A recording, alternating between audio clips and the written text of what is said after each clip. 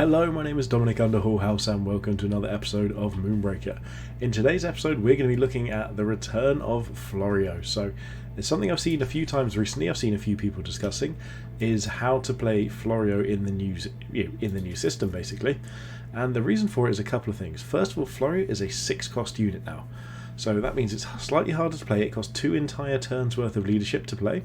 And also the Bombard is now 5 Cinder to use. So 5 Cinder is more than both Florio and your captain generate together, so without additional support you're never going to be activating Florio. It's going to be an absolutely dead unit. So the way to do this is to try and play Florio as early as possible but with some sort of support to back it up. And there's a couple of different ways that we're going to look to do this. The go-to play is to play Savria turn 1 followed by a Florio turn 2, because Savria only uses 2 of your leadership, it saves some for a future turn. Extra generation comes in and it's really useful. That's a solid way of being able to use Florio from every turn afterwards. As long as it stays alive, you can use your Cinder to protect him as well as using Extilior to protect as well, so you've got multiple layers of keeping Florio alive. The other option that I'm looking at going for is potentially even going for Scattervine. So Scattervine generates Cinder but you only use it really to grow, and so that way by the time you actually play it out you could even just have 3 Scattervines by the time you need to activate Florio, so it generates even more Cinder. It means it's even harder for your opponent to go down the route of denying your Cinder activation. So to fill the list out, I went to other things that used a lot of Cinder, because we're going to be trying to generate lots with things like Tona Mystic Manteo and Ursix Nectarvine as well, so we're trying to generate extra Cinder. We brought in Aria, who also generates Cinder but it's just a really useful unit. Detonia to lob explosives and use that Cinder really nicely.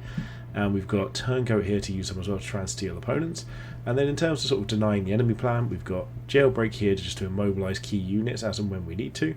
And Torian Guardian here for a little bit of a defensive style as well. So all in all, I think this list has got quite a bit of sort of sticking power. We've got Florio, if we can get to the point we activate it every turn, we're going to have more and more things that we can do, take real advantage of that range damage and just apply pressure on objectives.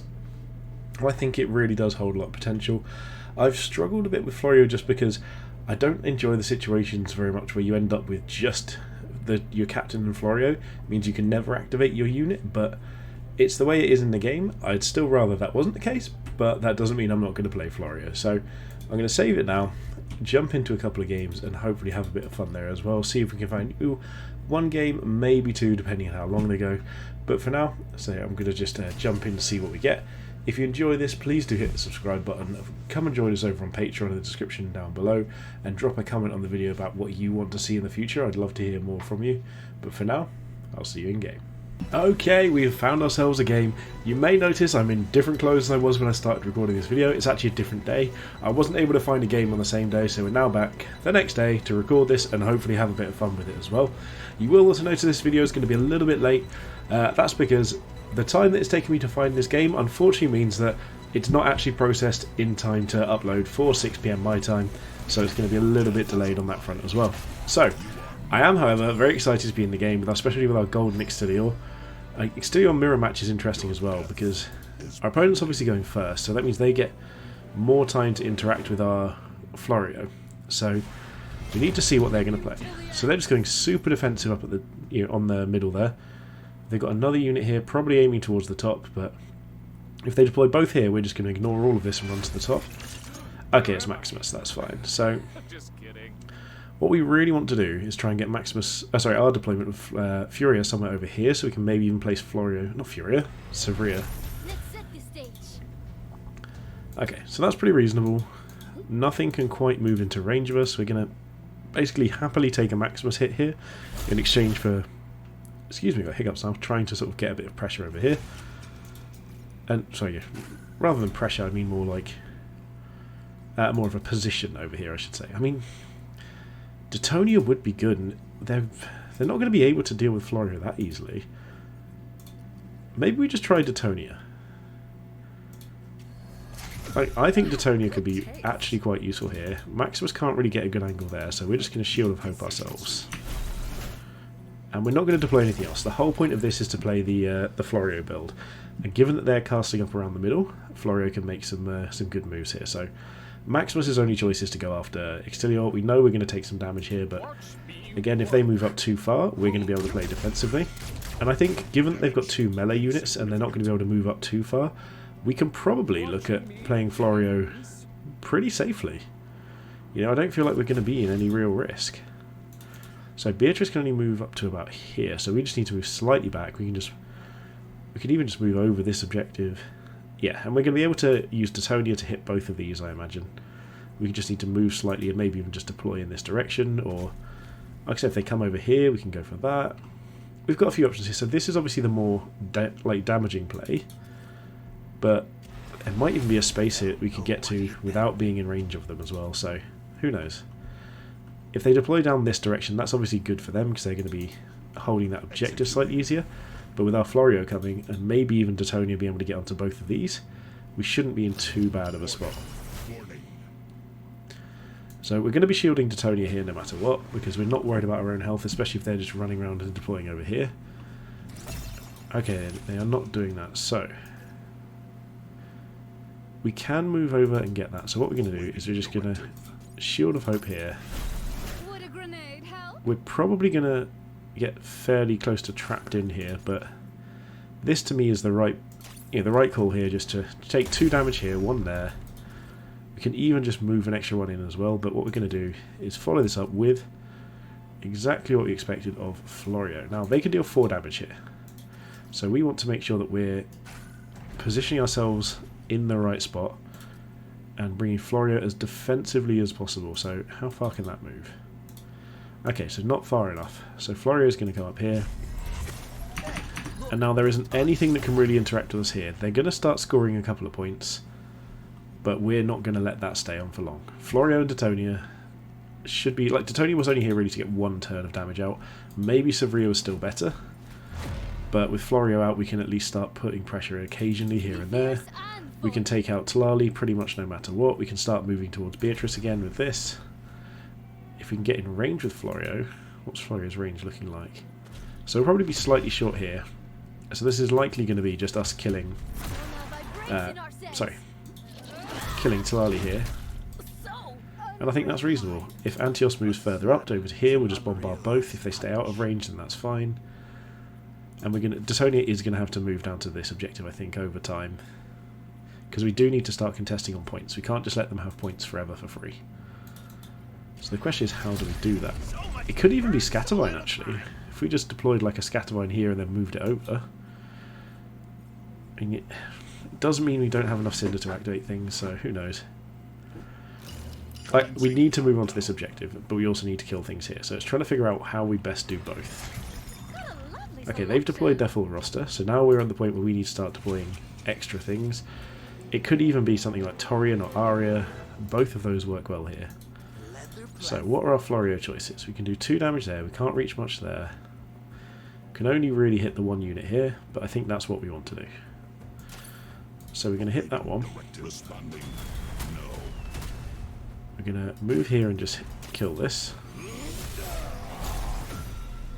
I think we're going to pop this over there, and then the thing is, we've got Aria is great, but it's not going to be the best in terms of defensive stuff. So I think we're going to put Torian down, because Torian should be able to move on to this next turn. Florio can actually just move forward onto this point, and I think we're good here. So they're going to score 2, but we're going to be able to start moving over onto this point and hopefully activating Florio every turn.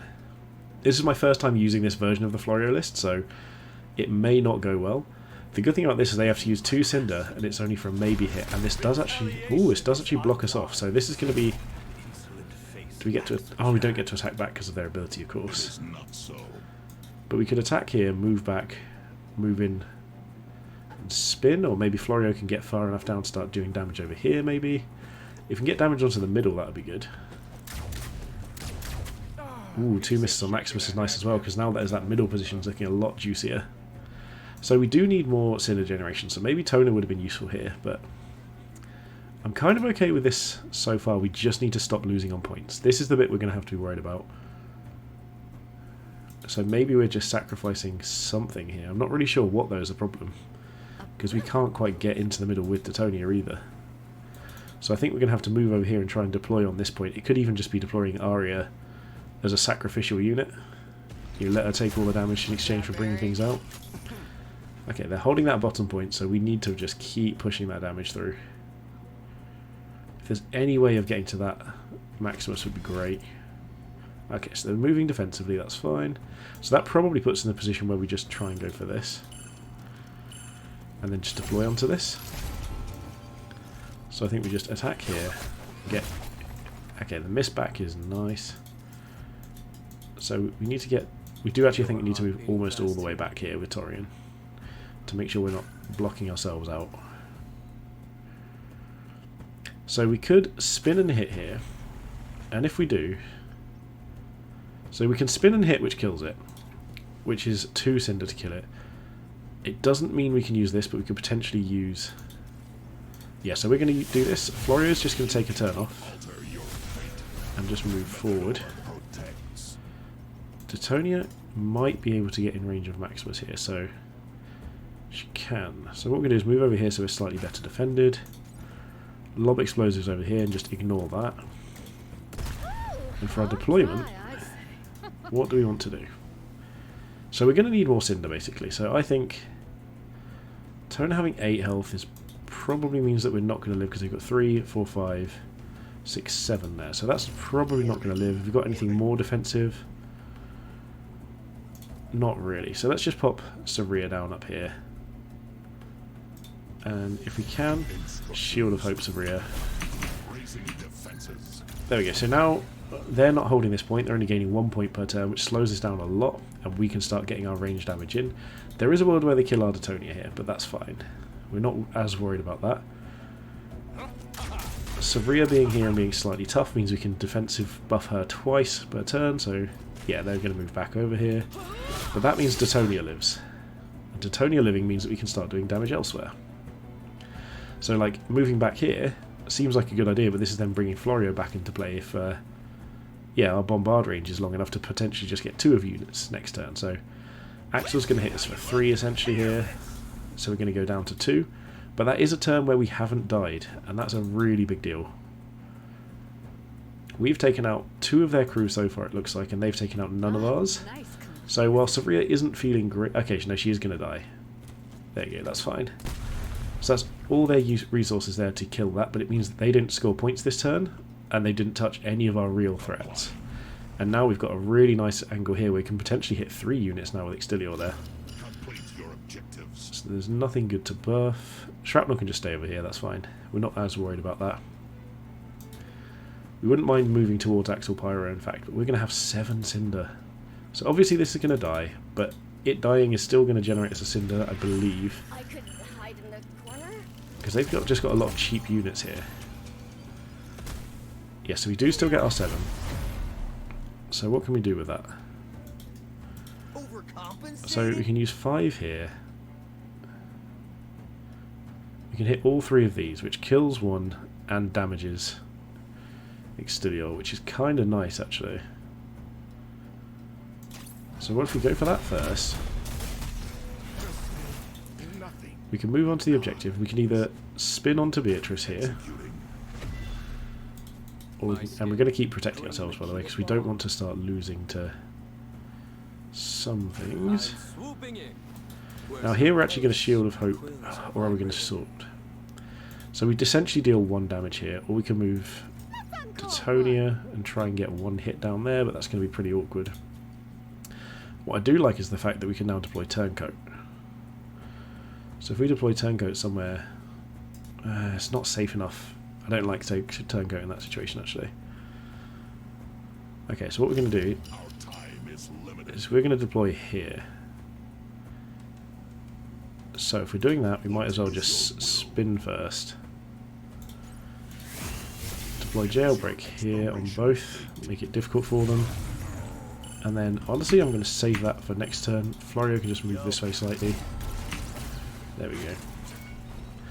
So basically this pushes all of their damage into into Jailbreak here, which obviously is not the best thing in the world. We don't want to be losing things, but it means they have to damage here to even move their captain, all that. So it's not ideal, but yep, this is fine. Not worried about this, because now that hasn't hit Jailbreak, so they've got 7 damage here and they need to use Detonia as well. and they don't actually have enough cinder to do so, so they're going to have to bring shrapnel out to attack our jailbreak here. The fact we got the attack back, that was literally all that I was hoping for. So the question is, do they hit first? If they do, we get another attack back, which is also great for us. Yeah, if they do that before shrapnel. Okay, so this is going well. Our opponent, they may have the lob here. Might be what they go for. Oh no, because they don't have the cinder, I remember. Yeah, so this is a shot they have to take that potentially even... There we go, they're damaging their own units. So we can actually move in here, spin and kill Beatrice, and still keep the pressure on. And we can start looking at Axel Pyro now, which is something that... In fact, if Beatrice doesn't move, we can actually just nearly get this done. I really want to kill Axel Pyro, that's the thing. So maybe we kill Axel and run down this way. Because we can't spin and use Florio this turn, looks like. They are still ahead on points. That is the thing we need to be careful of. So we do need more cinder. So where do we go? So our spin still hits this, but we don't have any regular attacks. But if we spin and regular attack, then that works out fine. That just kills it, and we can just use other things to start dealing with Axel Pyro, I guess. Again, we'll leave Florio taking a turn off here. So spin and hit. If we, in fact, actually, here's a plan. If we bring Detonia to about here, we just want this to touch. We don't need it to go too far. There we go. Then what we can do is we can actually deploy our Scattervine, so say our first one here, and hit. We'll move the Scattervine down here. We'll grow another one here. We'll get this to hit here. And move back in this direction. And then for deployment, I think we actually over here just pop Aria down to negate this for a turn. Force them to run away from us. Yeah, this is all fine. So now they're scoring nothing. Like, I don't mind sacrificing Aria here just to stop the points ticking up, because it's 5 health, so they actually have to send 3 separate lots of resources towards our Aria to deal with it, which means there's nothing that they can do up here if they ever want to take that out. So they can't take out all of our Scattervines very easily. They can't take out our captain. They can take out Detonia, that's fine. It takes their captain and a hit. So that means that they're going to start running towards Florio most likely, so we just basically try and swap Florio with the Scattervine and start using Florio as much as possible to get the value out. Ooh, hitting their own captain again is nice for us.